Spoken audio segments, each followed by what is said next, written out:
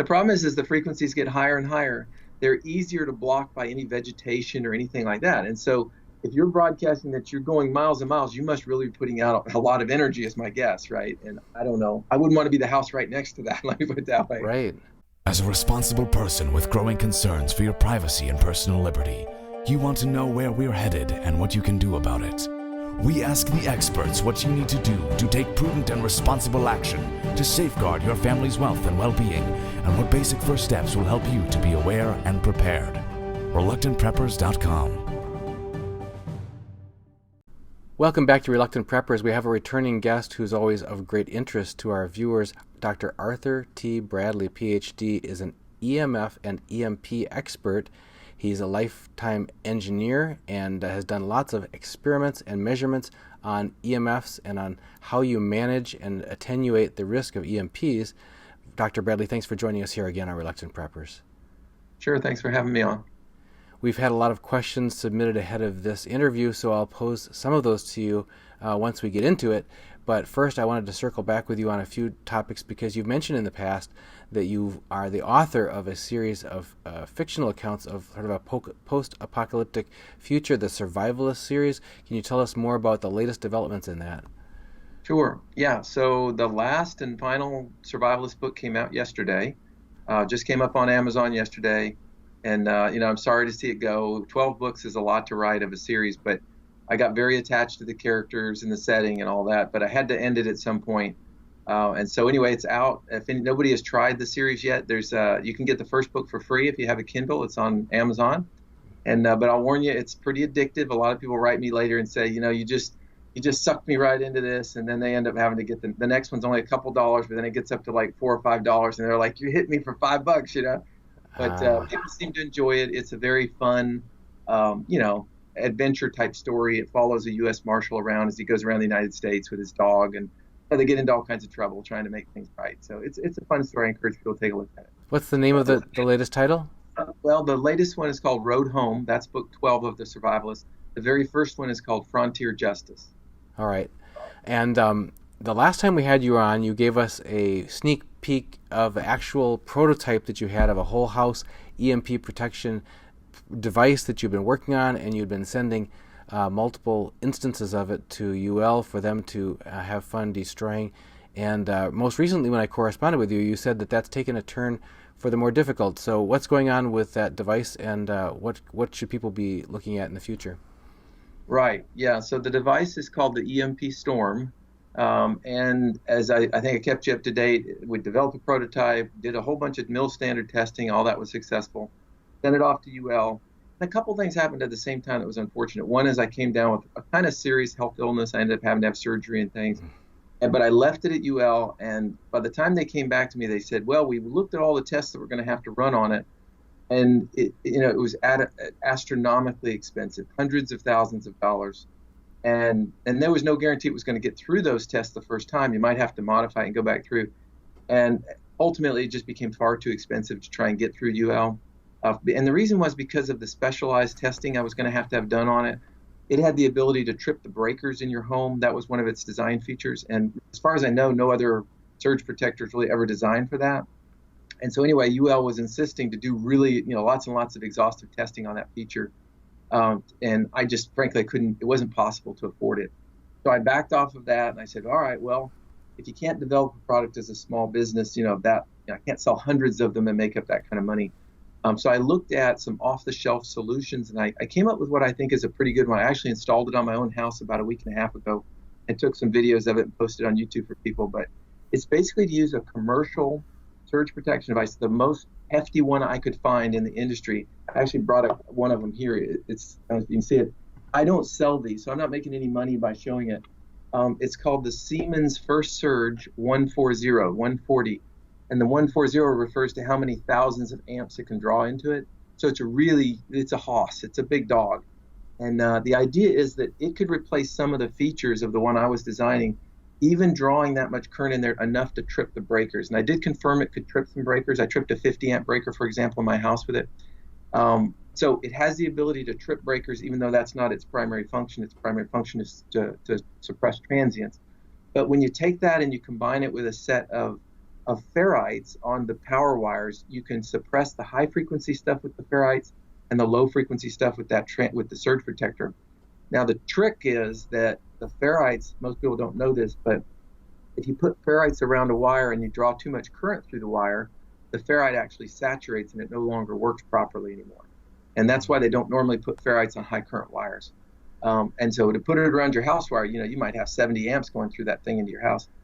Any normal ferrite would just quickly saturate and would be ineffective. And so I gave it some thought, and I corresponded with the manufacturers and came up with a way of modifying existing high current ferrites to go around your house wires, and they have a much higher saturation point. And so anyway, that's what I'm doing now. Is I'm making these custom ferrites, these high saturation ferrites, I'm calling them. I sell those, and then I just recommend that people go out and buy a really good quality surge protection device. And with those two things put on the front of their house, like at the panel, that's what I did. I put the ferrites in my panel, I put the surge protector in my panel, and then inside their home, they can use the smaller broadband ferrites. These are the small ones you see around cords and things on their very sensitive electronics. Those 3 steps, I think, give you a really good, effective protection against the conductive effects of an EMP. And so that's the proposed approach that I do now. For people who want to find out more details on that solution, you gave us a quick peek at that device. Will the details available on your website?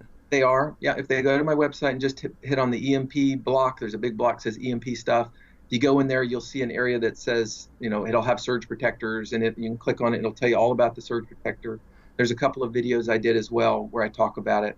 Again, I'm not making them. I don't. There's nothing for me to gain from it other than I really think it's a very good product. And the name of the website again? Disasterpreparer.com. Disasterpreparer.com. Right. Okay. If you leave off the R, it's okay. I got both of them. So. Okay. I got Disaster Prepper too. So they're all 3 the same. Okay. Yeah. And then also one more question we understand you're working on a new book that's very detailed about the EMP testing that you've been doing. Yeah, so for the last few years, I've done a lot of EMP testing. A lot of people know that. Everything from shielding cars to, Connex containers, the big shipping containers. There's just a whole bunch of different topics. And I've never seen anyone publish those results, what works well, what doesn't work well. For example, these high saturation ferrites, why do they work, And so I'm going to write a book. I've just started on outlining it. It's going to be called Advanced Topics in EMP Preparedness. And it'll be technical, but I'll simplify it enough that the average person can read it and get something out of it. Lots of tables that people can look up and get some good data from. So I think it'll be a good book. Any idea how long until that's available? I'm going to guess 6 months. Well, you're a prolific author over these series, and you also have, we've mentioned in the past, I've got a copy around here somewhere, which is the Disaster Preparedness Handbook for Families, and we have an earlier edition too, Disaster Preparedness Handbook. So anyway, I that's how I found out about you in the first place. My son gave me these books, so knowing that I was such a fan of these topics, so that's how we got connected. So best of luck on your upcoming book about advanced topics in EMP preparedness. Great, thank you. We've got a number of viewers' questions that have been submitted ahead of this interview. If you could entertain some of those, that'd be great. Give it my best try. This one is a follow-up on a question that was raised earlier that you had thought you could maybe look into because we didn't have the data to really deal with it at the time. Mike Marshall says, we are told not to put our cell phones next to our ears, keep your laptop off your lap, but surprised we've not heard more info or research on EMFs from massive electric car batteries. Do electric cars surround their passengers with huge EMF fields? Yeah, so it was a question I did not know the answer to, and I've only taken a limited set of data, but I'll tell you what I do know. I looked at 2 regular automobiles that were not electric, and we measured the fields with some very sensitive equipment in them, and I was surprised there was almost no electric fields in it. It was extremely quiet in terms of an electromagnetic environment. We then went and tried a Tesla, one of the smaller Teslas, and again, we saw a little bit of low frequency energy from the current to the motors. You have these large motors that are turning the wheels, but it was very small, modest levels. There was no real high frequency energy, which is what you really are worried about a lot of times. So from what I saw, I didn't see a really area of concern from that. Interesting. Yeah, that's a natural question people have as we're entering the electric economy from a transportation standpoint. Now 5G may be another question. We'll have to see how that sorts out. Well, we have asked you about 5G in the past, and last time you said there's reason that people have, or at least valid questions that people have about the concerns because we don't have the answers yet. Is there anything new that's been outcoming in the research in the last couple of months since we spoke with you? Not that I've seen. I've seen a number of warnings that various groups have come out with, but I haven't seen any hard data. The one camp says, hey, it's much less to worry about the conventional, let's say like our conventional cell phones now, because the frequencies are so high that your skin will absorb the energy. It will never get into your organs and your brain and all that. That's one camp's of argument. And they can make mathematical models of all that. And it is true, your skin is thick enough to absorb those tens of gigahertz energy. On the other hand, the other camp says, yeah, but there's continued exposure to this very high frequency energy, and you'll be exposed in it everywhere because they'll have to put these little antennas up like every 100 to 200 meters. So they'll be all over. It's not going to be just like giant towers. It's going to be little miniature antennas everywhere. Being exposed to that constantly, no one is really sure what that's going to do. And so I think you have to kind of weigh it as an undecided right now. I don't know. I'm not sure if it's going to be a big health concern or not. There was an interesting television advertisement that's out right now from one of the companies saying, unlike all the other 5G providers that only go, yards, ours go miles, and they just show these beams of energy just going for miles and miles. So wherever you are, they'll reach you. And it's like, I don't know if that makes people feel better or worse. While some 5G signals go only blocks, T-Mobile 5G goes miles. Beyond the big cities, to the small towns, to the people. Yeah, I'm not sure either. Because the problem is the frequencies get higher and higher. They're easier to block by any vegetation or anything like that. And so if you're broadcasting that you're going miles and miles, you must really be putting out a lot of energy is my guess, right? And I don't know. I wouldn't want to be the house right next to that, let me put it that way. Right. We have a question related from Taylor Mess who says, can a flat silver-plated object put between your body and an EMF-producing device, such as a live streaming phone close to your body, such as in your pocket, protect you from any harmful effects caused by EMF? Or would that create an area of EMF absorption? Yeah, it's a great question. And I think I can speak with some reasonable confidence on that. There was a product I tested that is essentially that. It's a small plate type material that you set your phone on, and then you could slide it into your pocket, or you could rest it against whatever. And I tested what the emissions were on the other side of that plate. I took an antenna and measured it. And what I found is the emissions were the same as if the plate was there or not. And the reason is that RF energy, yes, it's true. If it only went that direction, you could absorb it. But the RF energy squeaks all around and goes every direction, and it finds its way around that barrier. Now, I don't know the specific plate he's talking about, but the one that I looked at with the phone blocking one really had no protection at all. It was a nifty idea. It just didn't really work. This loops back to your theorizing that you've done in the past about EMP scenarios. Fionn Locke asks, what plans exist and what steps will be taken by different governments in an EMP scenario? Yeah, I would not know that answer. There is a renewed interest in EMP preparedness as a nation. President Trump signed an executive order for this to become something to look at. I haven't heard of a new commission forming yet, though. I haven't heard of any real firm action being done, but it is a move in the right direction, I would say, that at least at very high levels they're recognizing it as a national threat. But I don't know what things are in place at local or national levels in terms of what we would do about it. We have a whole bunch of continuity of government, things we have in place, but I don't know if there's any one specific ones for EMP. Student Dole Krantz asks, Mr. Bradley, what is in your toolkit of EMF mitigation strategies from a practical standpoint suitable for the average person with average financial resources? Got it. I got it. Okay. So EMF, you have to understand the threat, right? Of course, anything that has electrical current going through it has magnetic fields that get generated from it. That's the nature of Maxwell's laws and all those things, right? There's current that goes through wires and they generate magnetic fields. Yes, right-hand rule, exactly. And if it's high-frequency energy, it can break away from that antenna, if you will, and propagate through free space, right? That's how radio waves. And so one great way to lower your EMF exposure is to keep some distance between you and the things that are emitting that energy, right? Like a lot of people try and keep at least a couple feet from their microwave oven for that reason, right? They're worried about, maybe there's some leakage that would affect them. Your cell phone is obviously one of the things we get exposed to a lot. We're holding it to our head all day, or we're looking at it all day, we're sleeping with it, or we're putting it in our pocket. And I recommend that, you can always put your phone into the airplane mode. That essentially reduces the EMFs almost to zero. It doesn't prevent you from being tracked by the government, but it does at least greatly reduce the EMFs. You can also buy, I know on my website, I sell these little pouches, these little EMF pouches. You could put your phone in and close up, even if it's just for the night beside your bed. So you want your phone close by maybe, but you don't want it, constantly checking at the cell towers all night.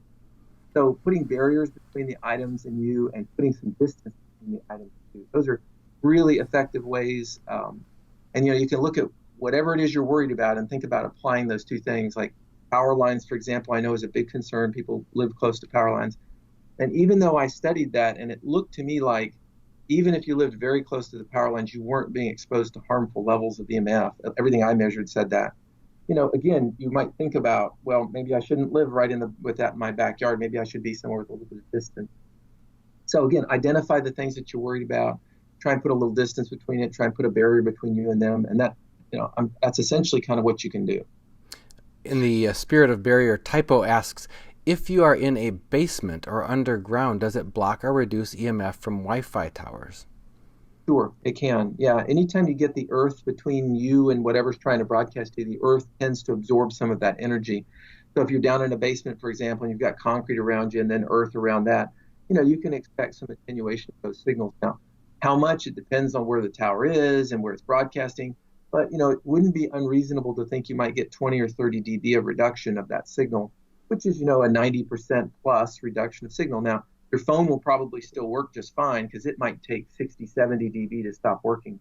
But it doesn't mean that those levels haven't come down quite a bit. So, yeah, having some protection like that certainly can reduce them. Now, this is a question about the lasting effects of an EMP pulse on different types of technology. Brendan Dyson says, would old gasoline cars with point distributors be okay after an EMP?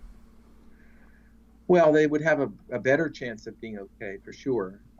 If you think about the things that are most susceptible in terms of electronics, it's solid-state electronics, things with very small junctions in them, right? Silicon transistors and diodes and things like that. And old cars, of course, didn't have that yet, right? Everything was big resistors, inductors, capacitors, or radio systems. You were tuning things, right? And the cars themselves didn't have a lot of complex electronics in them. So, yeah, certainly older cars would be much more likely to survive than modern cars, which have hundreds, if not more than 1,000 microprocessors in them. And so they're very complicated. And maybe you could lose a few and it still function well enough, but it's much more likely they would be damaged. Newer cars would be damaged. Now, with all that said, there's not really a complete exhaustive set of data that says which percentage of cars would or would not be damaged. So there's a lot of, myth around that of, every car on the road will stop or no cars on the road will be affected. And I think the truth is somewhere in the middle there, where a lot of cars would be affected, but a small percentage of cars would be permanently damaged. And I don't know what percentage that is, but even if you assumed it's 10% that were permanently damaged, that's a huge problem, a huge national problem. That's tens of millions of vehicles in the United States suddenly inoperable. So inoperable, and many of them on the roadway, blocking the roads. Right. Yeah, exactly right. Midjeep asks, what ferrite do you recommend for DC wiring going from the solar panel to the inverter? Yeah, well, so that's a great question. It's very similar to the question about how you route, how essentially protect the power lines coming into a house. It's a similar arrangement. So you have your solar panels and they provide DC current over to your inverter. Your inverter changes to AC voltage, which then powers up into your house or whatever load you're doing. And that current that comes from the panels into the inverter can be quite high, certainly tens of amps, maybe even 100 amps or more. And so if you put a conventional ferrite around that wire, if you do it as a bundle, the plus and the minus, they won't saturate because the current goes both directions through it and the fields cancel. And so you certainly can do that. You can get a broadband ferrite. And by broadband, I just mean it goes from low frequencies to high frequencies. A 31 material, for example, maybe a 44. There's a number of materials. They can go and look online. But let's say you bought a 31 material ferrite and you clipped it around both wires and you did it at both ends of that run. So one end out at the array and one end right at the inverter around both sets, both wires at the same time. You would be okay. That would offer some suppression. And The idea is the energy that coupled into those long wires through the air would try and propagate both directions and get suppressed to some degree through those ferrites before they went to the array and before they went into the inverter. And that's very good for very high frequency things. For the medium frequency things, what I recommend is that you put a filter right before the inverter. And on my website, and I just did a video online today, I think it was, or yesterday, where I talk about these inverters. So it's a timely question. So basically, you put the ferrite, and then you put this I said inverter, I meant filter. You put this filter here, and again, I don't sell the filters, but there's a company called Schaffner that makes them, and I put the part number on my website. And basically, it acts as a nice low-pass filter for any noise that might be on those solar panel wires, and it takes dozens, if not more than 100 amps through the depends on which one you buy, and that's a really good way of cleaning up that energy that gets into those solar panel wires. This is a related question about shielding, and I think you've answered this in certain aspects before, but it's asked in a different way that might be helpful. New Leaf Garden says, are automobiles like a Faraday cage? Will the modern auto, well, there's two questions. Will a modern auto survive an EMP? I think you've already talked about that. You said maybe some will, some won't. But the first question, are automobiles like a Faraday cage? They are. I got asked that question when I was in college, in graduate school. I remember clearly the question was, similar vein, was what happens to a car when it's hit by lightning, and you had to describe in some detail what happens to the vehicle and why. And it does in fact act like a Faraday cage, right? You have metal essentially all the way around you. It's not well grounded because it's through these rubber tires, but still it's essentially a floating Faraday cage. The problem with it with an EMP or any high frequency thing is that you have these big windows, right? So you got all these windows, so it's a Faraday cage but with big openings in it, right? And for low frequencies, it would do great at blocking them, but at high frequencies, they're going to come right through those openings. If the opening starts to approach half a wavelength, the half wavelength of that energy, it's just going to come on through. And so they don't really block the EMP energy from coming inside the vehicle. So they help you if lightning hits it. They actually shunt away that energy, but they wouldn't help you against an EMP. You've talked to us in the past about the effect of grounding versus shielding, especially regarding an EMP. This question is related to that. Typo asks, any solutions for dirty electronics or houses, quote, grounded on the water pipes in cities? Yeah, the dirty electricity is a question I haven't looked at that closely. I think there's a lot of hype around that topic, where the idea is that people feel ill for a whole bunch of reasons, right? We all feel ill for one reason or another, or headaches, tired, whatever. And one thing that it's easy to blame on is things that are invisible, right? And so the argument goes like this. Well, the electricity that comes in your house must have something riding on top of it that's emitting energy into the air and is maybe making you sick. And I haven't seen any real evidence of these EMFs coming off of our electrical power. But anyway, so there's a number of devices that companies sell that you can plug into the wall that's supposed to clean up your energy. My skepticism, I don't personally think any of that probably does much of anything, but I'll leave it to viewers to figure it out because I haven't studied it in great detail. But I think that idea of dirty electricity as a whole, I'm not sure there's a lot of merit to that. The electricity that I've looked at, and I've looked at on the oscilloscopes many times, our electricity, it's fairly clean. It's 60 hertz as energy that comes in your house. It's pretty clean. So I'm not sure there's much there. I think people maybe don't want to put too much emphasis on that topic. Here's a question about vehicles again, but it's from a different direction. Wing X0 asks, how do I harden my late model vehicle? Yeah, that's a great question. I don't have an answer. I get asked that routinely, probably every week. And the short answer is, to me, I see the vehicle as this extremely complicated system, right? Where, like I said, you have hundreds, if not 1,000 microprocessors and microcontrollers all over the thing doing all kinds of stuff, from seat movements to, just everything, right? Radio systems, your gauges, and all of it's interconnected by this complex harness of wires, right? Many, many hundreds, if not thousands of these little wires going everywhere. And then you got a giant battery system, and you've got this energy being generated as well when you drive, and it's just a very complex system, right? And if you put an external source of energy and broadcast towards a car that's on, all of those little wires are little receiving antennas, right? And they're all oriented different ways, and they're going to receive the energy in lots of different ways. And that energy, ultimately, if it's too high, will propagate into the electronics and perhaps damage it, right? So the question is, how do I stop that from happening? What do I put on my car to make that prevent? I don't know. I haven't studied it enough to know if there is a solution I believe in or not. So I would just say I don't know the answer. All I know is if the car is off, you can cover it with something conductive, and that will reduce the fields that the cars see, right? So that, I believe that will very likely save a car that's off. Now, when it's on and you're driving, though, you can't cover it, obviously, right? And you've got those big windows, so energy is going to come in there. I just don't know how you protect that exactly. I think it's a difficult problem. Question asks, would EMP affect satellites or pacemakers? Yes, so EMPs can affect satellites. In fact, I remember reading an article about when we dropped the bombs on Japan that we lost a number of satellites from the EMP energy that went into the space. So we lost some low Earth satellites, I remember, and I don't remember, it was quite a few of them. And so the answer is yes for satellites, you can definitely affect them. In terms of pacemakers, however, though, I think the answer is probably not. I looked at one case specifically where I got the data on the pacemaker from the manufacturer, and I assumed a worst case detonation, which was like as close as you could be, high in the atmosphere. And so the fields were very, very large. And it ends up that the pacemaker is designed to take very high fields and very high voltages. And it did not look like it was anywhere near the damage point of what the pacemaker would be damaged from. Now, what I did come away with was it could be reset. I traded emails with the manufacturer. It could perhaps be reset, meaning it causes the pacemaker to go into a reset mode, but it didn't seem like it would take it into some kind of a mode where it was permanently damaged. Interesting. Now, you touched on this briefly, but we wanted to circle back on this one. You mentioned that we don't know yet enough about 5G, for example. Typo asks, any good research for the combined EMF effects in cities on humans?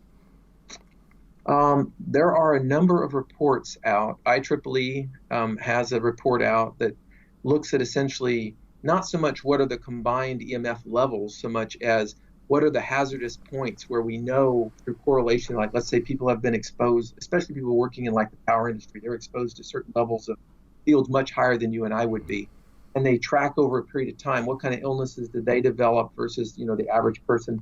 And they look for correlations, right?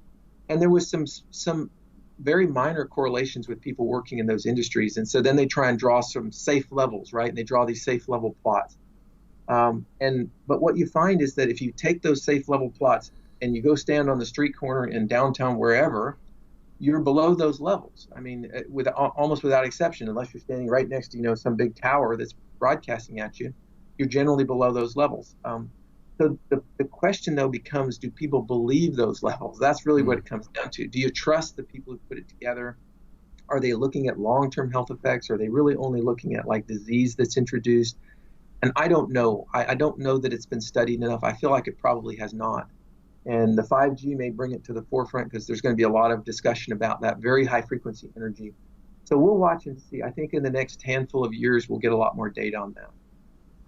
You've written the survivalist series about a post-apocalyptic future. This is asking some theoreticals about the repercussions of potential impact to our financial services and so on of, for example, an EMP. Username asks, in the case of an EMP or EMF, I would like to know what would happen to payment systems. We go to a store, do some shopping, and want to pay with a credit card, the phone, or something, and then what? The store may not even be open. The banks, some countries have almost abolished real cash. What can people do? Prepping is good, but not enough. Yeah, well, so this is more about like some kind of national emergency or global emergency, right, that takes down essentially either our electricity, for example. So maybe a giant solar coronal mass ejection takes out the power grid, right? Be a good example, or an EMP or something like that. Mm-hmm. And it is a huge problem, right, that our infrastructures are all interconnected. But if you look at them, the one infrastructure that runs through all of them is having our electricity, right? If you lose electricity, banking falls, fuel distribution, everything starts crumbling pretty quickly. Emergency services comes down. And so what do you do in terms of being able to get goods and services? Well, you're right. The stores will close up. They won't have any way of essentially doing these transactions, right? Everybody pays now with electronic transactions. My guess is there would be some entrepreneurs who stepped in and tried to make turn it to their advantage and sell goods at maybe probably very costly prices. Might go to a cash-only society briefly, or maybe a barter system of some sort where you're trading valuables to get different items. It's hard to say. I've never lived through that. But I think there would be a real sense of panic when people realize that they no longer had access to their money, right? Even the wealthy people, anyone, right? You don't have access to your money. And you only have around you what you have around you to sort of trade and keep yourself alive. I think that's a real dire situation. We'd all have to figure out how to handle that, I guess, if that happens. You may have already answered this question because you said that the last book in your survivalist series just came out yesterday, but Mill Turbo Guy says, how soon will you be releasing more audiobooks in your survivalist series? Yeah, well, so the audiobook's not quite out yet. They're recording it now. So the 12th audiobook in that series should be out in about 2 weeks or so, something like that. And that will be the last one in that series, at least for now. Well, Dr. Bradley, is there anything that the questions that I've asked you have triggered in your mind that we need to follow up on before we wrap? No, not necessarily. I will say I just recently posted a couple of videos that are kind of like how-tos, and they might be worth watching. Your audience might be interested. One of them is on how to protect your home, and we talked about those 3 steps.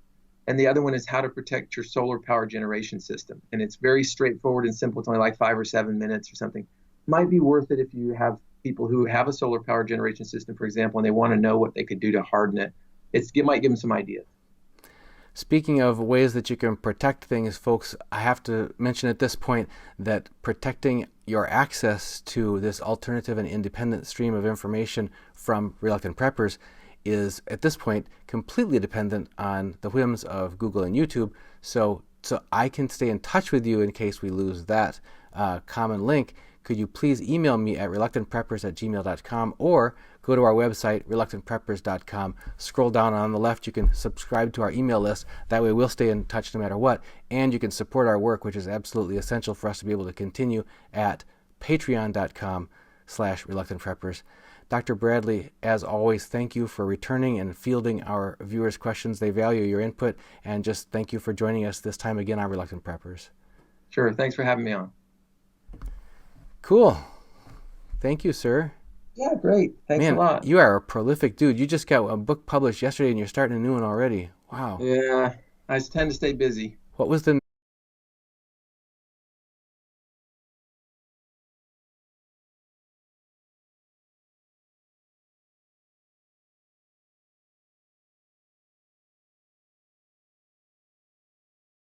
With surprising new concerns expressed about Dunnigan's changing hairstyle, one viewer even commented that hair is dyed, fried, and laid to the side.